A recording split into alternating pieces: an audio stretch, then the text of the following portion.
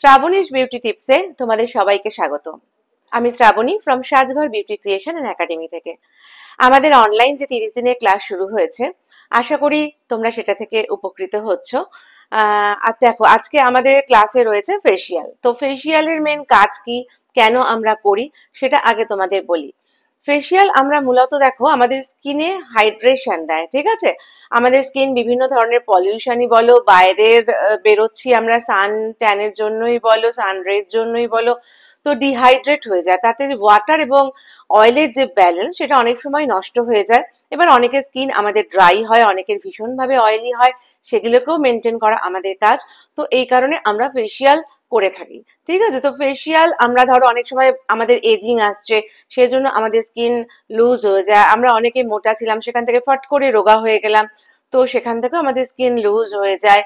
স্কিনে অনেক সময় হয় যে কি ট্যান পড়ে যাচ্ছে, কালো হয়ে যাচ্ছে স্কিন, পিম্পলস এর দাগ হয়ে গেছে, তো অ্যাকনে হয়ে গেছে, হ্যাঁ, পিগমেন্টেশন হয়ে গেছে। তো বিভিন্ন কারণের জন্য আমরা ফেসিয়াল করতে পারি। তো ফেসিয়াল করলে কি কি হয়, আমাদের স্কিন হাইড্রেট হয়।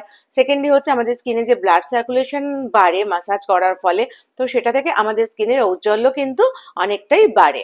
দেখো, আমি বলবো না যে ফেসিয়াল করে কখনোই আমরা একদম কালো থেকে পুরো ফর্সা হয়ে যাব, বাট স্কিন টোন একটু কিন্তু আপ হবে। তুমি যদি নিজেকে মেনটেনের মধ্যে রাখো, ভালো থাকবে, খারাপ হয়ে যাবে না স্কিনটা। অনেকদিন তুমি ইয়াং নিজেকে ধরে রাখতে পারবে, দেখাতে পারবে, স্কিন গ্লোয়িং থাকবে, এবং তোমার কিন্তু স্কিনে কোনো রকমের সমস্যা আসবে না, এটুকু বলতে পারি। ঠিক আছে, চলো আজকে আমরা কি ধরনের ফেসিয়াল, দেখো ফেসিয়াল বিভিন্ন কোম্পানির রয়েছে, ঠিক আছে। তো মোটামুটি আমরা ফ্রুট ফেসিয়ালটা একটু খুব কমন, সবাই জানি ফ্রুট ফেসিয়াল যে কোনো কোম্পানিরই সেটা পাওয়া যায়, ফ্রুট ফেসিয়াল। তারপরে রয়েছে আমাদের এখন রয়েছে হাইড্রা ফেসিয়াল বেরিয়েছে, কোরিয়ান বেরিয়েছে, গ্লাস ফিনিশ লুক রয়েছে, অনেক রকম অনেক অনেক রকম ফেসিয়াল রয়েছে, বিভিন্ন কোম্পানির রয়েছে, অ্যান্টি এজিং রয়েছে, অ্যাকনে কন্ট্রোলের জন্য রয়েছে। সো আমি যার উপরে আজকে ফেসিয়ালটা তোমাদের দেখাবো, তার ভীষণ একটা অ্যাকনের দাগ রয়েছে, পিগমেন্টেশন রয়েছে স্কিনের মধ্যে, ঠিক আছে। সো আমি কিন্তু সেটার জন্যই তাকে সেই কিটসই ইউজ করছি, তো তোমাদের সেটার উপরেই দেখাবো। তোমরা কিভাবে করবে স্টেপ বাই স্টেপ তোমরা ভালো করে দেখো, ফলো করো, এবং যদি কিছু নোটস করার হয় নোটস করে নিও। সামগ্রীগুলো আমি তোমাদের পরে বলে দেবো, ঠিক আছে, কোনটার কি, সেগুলো কিন্তু তোমরা নোটস করে নিও, তাহলে কি তোমাদের সুবিধা হবে, যখন যে কাজটা করবে তোমরা সেই জিনিসগুলো এক জায়গায় নিয়ে তোমরা বসতে পারবে। তো চলো আমরা আজকে স্কিনে দেখি আমাদের ক্লায়েন্টের ওপরে যে কিভাবে ফেসিয়াল করব, কিভাবে আমরা স্টেপ বাই স্টেপ করব। ওকে, চলো প্রথমে আমরা স্কিনে ব্যান্ড লাগিয়ে নেব। ওকে, দেখো আমরা এবার ফেসিয়াল স্টার্ট করব। প্রথমে ব্যান্ডটা লাগিয়ে নিচ্ছি, ঠিক আছে। তো যার ফেসে ফেসিয়াল দেখানো হচ্ছে দেখো তার প্রচুর পিগমেন্টেশন রয়েছে, তো তোমাদের একটা ডিপ পিগমেন্টেশন ফেসিয়ালই আমি আজকে দেখাবো। তো প্রথমে টোনার দিয়ে দেখো ফেসটাকে ভালো করে আমরা ক্লিন করে নিচ্ছি। হ্যাঁ, এইভাবে টোনার দিয়ে প্রথমে ফেসটাকে আমরা খুব ভালো করে ক্লিন করে নেব, তারপরে ক্লিনজার দিয়েও কিন্তু আমরা ডিপ ক্লিনজিং করতে পারি। হ্যাঁ, দেখো যেটা বলছিলাম তোমাদের ডিপ পিগমেন্টেশন ফেসিয়াল, এটা আয়ুরেসেন্সের। হ্যাঁ, এটা দেখো একটা হাইড্রা সলিউশন, ঠিক আছে। এটাতে রয়েছে আমাদের কোজিক অ্যাসিড, যেটা আমাদের পিগমেন্টেশনকে লাইট করতে কিন্তু অনেকটাই সাহায্য করে, ঠিক আছে। এটা টোটালি পুরো কোজিক অ্যাসিড এনরিচ রয়েছে এই সলিউশনটায়। সো এটা ফেয়ারনেস সলিউশন, এটা কিন্তু আমাদের অনেকটাই হেল্প করে পিগমেন্টেশনটাকে লাইট করতে। এই ধরনের যে পিগমেন্টেশন আমাদের এখন আসছে স্কিনে, এটা কিন্তু খুব সহজে যায় না, আগেই বলে রাখি তোমাদের। সো এই পিগমেন্টেশনের জন্য তোমাদের ট্রিটমেন্ট ফেসিয়াল মোটামুটি নিতে হবে কয়েকটা সিটিং কিন্তু। হ্যাঁ, তো ধীরে ধীরে এগুলো হালকা হয়। এটা যদি পিম্পলসের দাগ হতো তাহলে আমি বলতাম যে তুমি কয়েকটা সিটিং নাও চলে যাবে। হ্যাঁ, কিন্তু এই ধরনের পিগমেন্টেশনের জন্য তোমাকে কিন্তু একটু ধৈর্য ধরতেই হবে। দেখো ফেসিয়াল আমি স্টার্ট করেছি, প্রথমে নিয়েছি আমি আমাদের এই ডিপ পিগমেন্টেশনই যে স্ক্রাবটা রয়েছে সেটা দিয়ে স্ক্রাবিং করছি। হ্যাঁ, স্ক্রাবিং সবসময় একটু আপওয়ার্ডস হাত চালানোর চেষ্টা করবে, কারণ আমাদের পোর্সের মুখগুলো যেহেতু নিচের দিকে থাকে, তো স্ক্রাবিংয়ের কাজ হচ্ছে ডিপ ক্লিনজিং করা। ক্লিনজার দিয়ে ক্লিনজিং করার পরে, টোনার দিয়েও ক্লিনজিং করার পরে আমাদের যে পোর্সগুলোর মধ্যে ময়লাগুলো থাকে সেগুলোকে ভেতর থেকে বার করাই হচ্ছে এর কাজ। দেখো আমি গলার কাজটা দেখো, আমাদের ঠিক বুকের ওখানটায় তুমি দুটো আঙুল আর একটা আঙুলের উপরে তুলে প্রেশার দেবে, দেখবে ওখানে একটা গর্ত মতো জায়গা রয়েছে। হ্যাঁ, সেখানে 3বার ঠিক প্রেস করবে, তাহলে ওটা কিন্তু আমাদের রিল্যাক্সেশন পয়েন্ট, হ্যাঁ, আমাদের প্রেশার পয়েন্ট। ওকে, যত প্রেশার পয়েন্ট টাচ করে আমরা মাসাজ দেব, তত কিন্তু আমাদের কি হবে বলো তো, রিল্যাক্সেশনটাও বাড়বে আর ব্লাড সার্কুলেশনও বাড়বে, আমাদের তত বেশি গ্লো আসবে কিন্তু। ওকে, স্ক্রাবিং আমরা খুব বেশিক্ষণ করব না, খুব হালকা হাতে স্ক্রাবিং মাসাজ দেব, ঠিক আছে, দিয়ে কিন্তু আমরা তারপরে টিস্যু দিয়ে মুছে নেব। স্ক্রাবিংটা করার পর তোমরা অন্তত 2-3বার ভালো করে মুছবে, যাতে ওই স্ক্রাবিংয়ের যে একটা খড়খড়ে ভাব সেটা না থেকে যায়।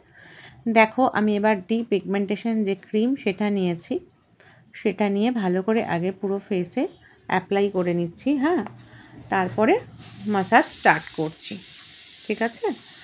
তো মাসাজটা তোমরা ফলো করো।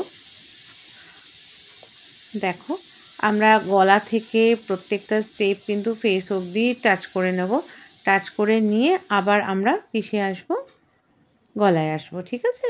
দেখো আমি ফেসিয়ালটা করতে করতে তার মাঝখানে মাঝখানে কিন্তু একবার করে সলিউশনটা দিয়ে নেবো, হাইড্রা সলিউশনটা, ঠিক আছে।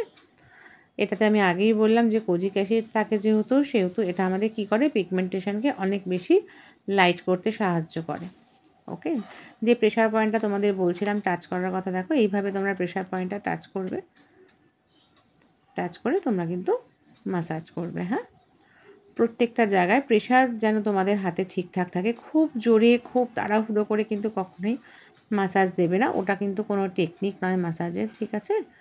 তোমার ক্লায়েন্টকে তুমি রিল্যাক্স করতে কতটা পারলে এবং তার স্কিনে যে ধরনের সমস্যাগুলো নিয়ে তোমার কাছে আসবে সেই সমস্যার সমাধান করাটা তোমার কাজ।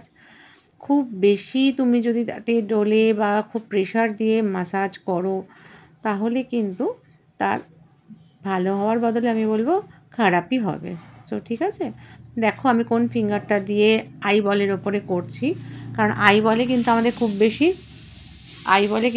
খুব বেশি প্রেশার পড়লে হবে না, ঠিক আছে।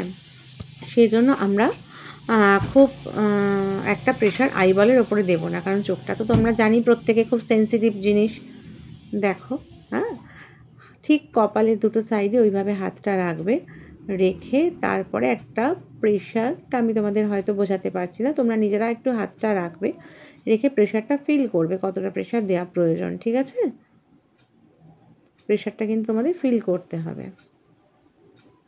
যে কতখানি প্রেশার দিলে ভালো লাগে। দুটো সাইডে হাতটা রাখবে, রেখে নিয়ে আসবে, নিয়ে এসে প্রত্যেকটা প্রেশার পয়েন্ট, এই যে দেখো নাকের সাইডে, ওকে, প্রেশার পয়েন্টগুলোতে কিন্তু টাচ করবে। প্রেশার পয়েন্টগুলো তোমাদের একদিন আলাদা করে আমি ছবি এঁকে দেখিয়ে লিখিয়ে দেবো, হ্যাঁ।